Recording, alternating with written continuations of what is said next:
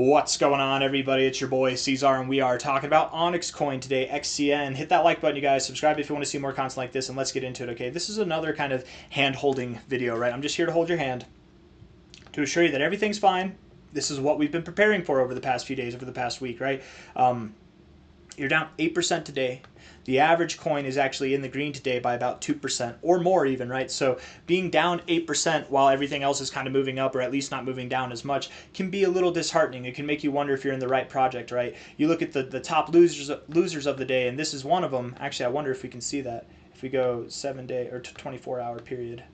Yeah, it's literally the top loser in number one. In the top 100, it's the top loser today. You can see that, and that can be disheartening, but it's not. Really, that should be an encouragement, a state of encouragement to buy at these prices. I want to say very clearly, I don't know, and I know a lot of you are probably wondering, is this the low? I don't know if that's the low. We could go lower and then bounce. We could go lower than that, form a double bottom with this low here, and then bounce. We could go lower than that low and go all the way down at 1.5 cents and then bounce. But even if you hear this and you think it could go to 1.5 cents, we're at 2.1 cents. I'm going to sell now. Don't do that, please. Not financial advice, not a financial advisor. Don't do that, because we could bounce right here. That could have been the low. Why would you sell here at quite literally the worst time to sell throughout this whole move down since the 3rd of February? Why would you sell here? It doesn't make any sense, because it could go to 1.5 cents. Well, it could does not mean that it will. It could, and doesn't that look nice if you draw a straight line there? Just because it looks nice, just because it could, doesn't mean it will. It could find support here. It could 10x in the next 3 days. You know what I mean? What about that? So it's not a good time to sell. The time to sell would have been up here, just below 3 cents, just above 3 cents, even higher than that, above 4 cents. That was the time to sell. It's not time to sell now. It's time to buy, if anything, right? If you're one of those people who's feeling disheartened right here at this price, I'm going to guess you probably bought here, you probably bought here, you probably bought here or here, maybe even bought here, right?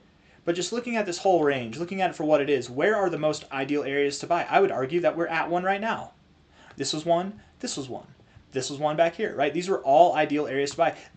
All of these prices here in this area, when we were up at this price, when we were up at this price, when we were up all the way up here, people wished that they bought here. If you felt dumb for not taking the opportunity to buy there, don't be scared of it now. It's right here. Opportunities can be scary, okay? And it can go lower. And if you buy here, you have to tell yourself, I'm okay with it going lower. If you don't buy here, you have to tell yourself, I'm okay with it pumping without me, right?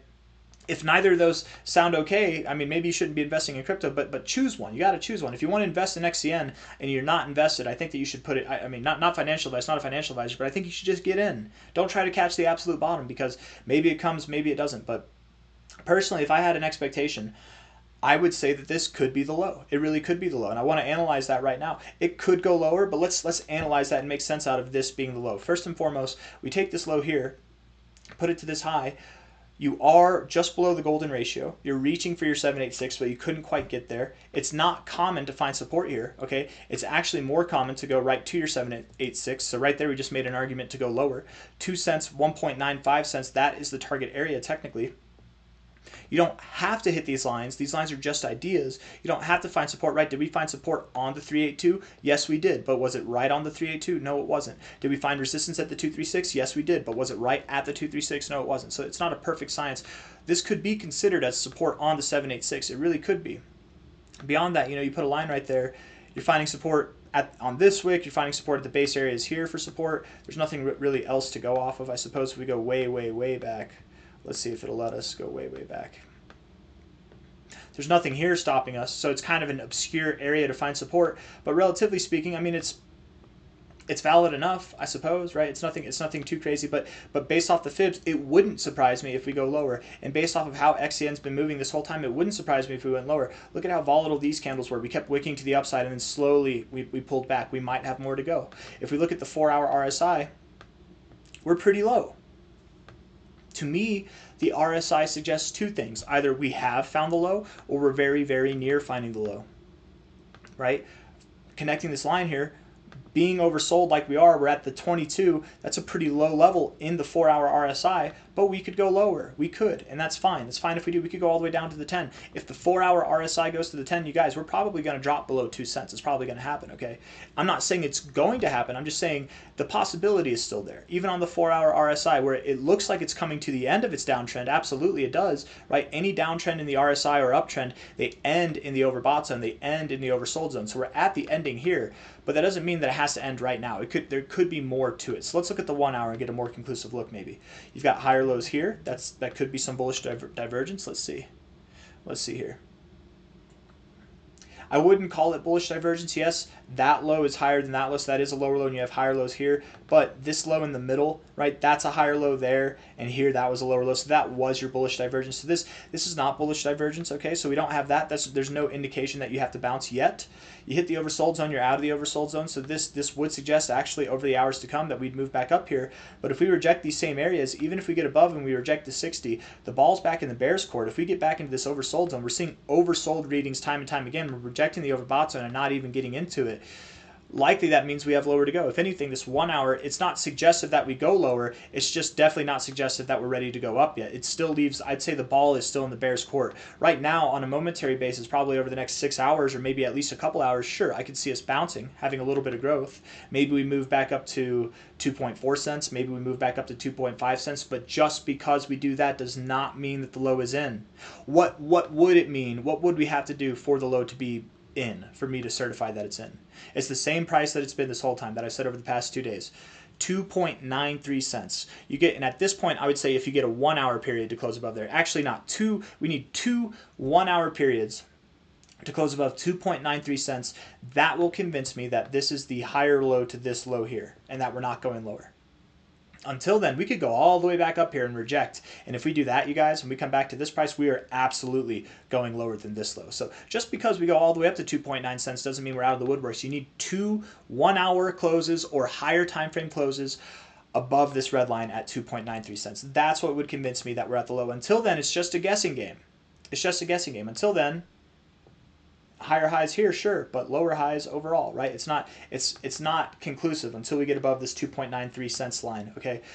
So the 1 hour not suggesting that we turn around. It could, you know, we're definitely at these weak points where we're, I wouldn't say exhausted to the downside, but we're showing a lot of strength to the downside. We've been here a lot, so at any point in time, things will turn over, but it could be another day, man. It really could, you know. It could be another hour, who knows? But 15-minute time frame also not suggesting that we're ready to turn over. In fact, the 15-minute kind of looks like it would want to move down, and the idea that we'd move up over the hours to come is out the window. And if that's the case, cool. If we actually don't move up over the hours to come and we start to move down more, this could be that final push. That could be that final push in that 1 hour and that 4 hour time frame, and that would be good. I think it would be good to just get this move done and out of the way. But XCN's a volatile beast. It likes to be volatile, so don't get caught up in the volatility. Do not get discouraged if the volatility is to the downside. Do not get encouraged if it's to the upside. It's just there to throw you off. Be solid. Be solid. If you're not solid, if you're an emotional mess, that's okay. But pretend that you're solid. Okay, pretend like you're solid like a rock. How do you do that? You just buy. You sit on your hands. You do not panic sell at the lows. I'll tell you what. I don't know if it's the best time to buy. I don't know right now if this price right here at 2.18 cents. I don't know if it's the most ideal time to buy in reference to this move. Maybe down here is the most ideal time to buy. I don't know. But what I do know for damn sure is this is the least ideal time to sell throughout this whole move down. It's the least ideal time to sell. So please don't sell. Not financial advice, not your financial advisor. Do whatever you want, but please don't sell, man. Even if it goes lower in a matter of a week, you're going to regret selling here because it doesn't matter. At the end of the day, let's say the price even does go down just below 1.5 cents. Let's say it does go down there and you bought right now. You'll feel dumb right now.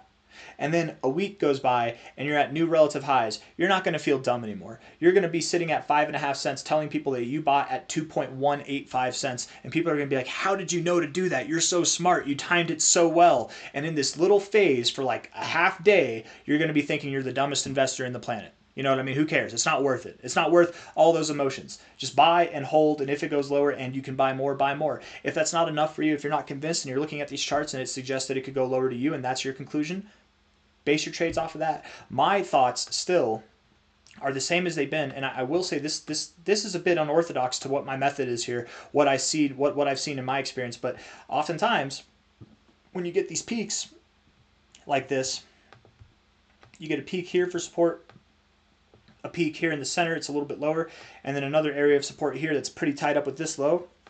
That tends to be a very bullish bottoming pattern, right? Or a bearish topping pattern.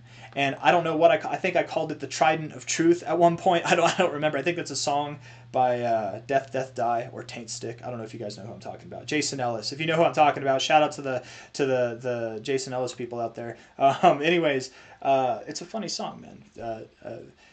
is it the Poseidon of Truth? No, I think it's Kiss of Poseidon is the song. Look it up. Maybe don't look it up. I don't know. Funny music. Definitely funny music. The whole purpose of that music is, I think, entertainment and to get some aggression out, maybe. But anyways, back to work here, you guys. This kind of three peaks pattern oftentimes does promote growth. And we compared it to Bitcoin whenever it had its three peaks right here, right? On a daily aspect, it's easier to see. Okay. Quite similar to these three peaks here, right? Peak number 1, central peak number 2, or 3, I guess. That was your third peak there, right? And this is more of how I expect it to happen. It's a sharp drop followed by a rather immediate recovery. This to me is a bit different because it's a bit more gradual, but whatever, tomato, it doesn't have to look perfect, or because it doesn't look perfect, maybe it's rather indicative that we are going lower and we're still in this bull flag, this kind of downward sloping channel. That was not the best higher trend line, but maybe we are in this greater channel to the downside. Maybe we are. But I don't know. You know, it's hard to say. I guess I'll end the video with that, right? With leaving us in the unknown, right? But just be okay with it. Be okay with it. Be okay with not knowing, right? And seize the opportunity while it's here. My genuine interpretation, my genuine expectation is if we go lower, it's not going to be that much lower. I'm not completely convinced this is the low yet, so I will say I do think we go lower, but I don't think we go that much lower. If I'm wrong, if my expectations are wrong and we do go much lower, it's going to be 1.5, 1.4 cents, somewhere here at these prior areas of resistance, somewhere here at this prior area of support, that we find support. And it'll happen as quickly as it's over. It's going to be just like this, right? You blinked and it was over. For a moment, if you caught the price, you were freaking out. You were worried about the price going lower, but then it was over, right? So don't panic, don't worry. If you have the opportunity to buy here, I think it's a fine price to buy. I would have no problem. I would high five and shake the hand of anybody that bought here. I think it's a perfect area to buy. Not financial advice, not a financial advisor. If you get miraculously lucky enough and you're able to buy down here, even better, right? But at the end of the day, we're all going to the same place. 10 cents and beyond is upon us. It's going to happen. We're on the 11th of February. We have a full, what is that? 16, 17 days left in the month, right? We've got enough time to not just see new highs relative to this, but get ourselves set up for higher targets in March, going upwards to probably new all-time highs, right? So don't get caught up with the little noise, the little stuff, right, when we have much bigger things ahead of us, right? With that being said, that's all I got. Hit the like button, subscribe if you want to see more content like this. Thank you all for being here. I'll see you on the next one. Take care. Bye-bye.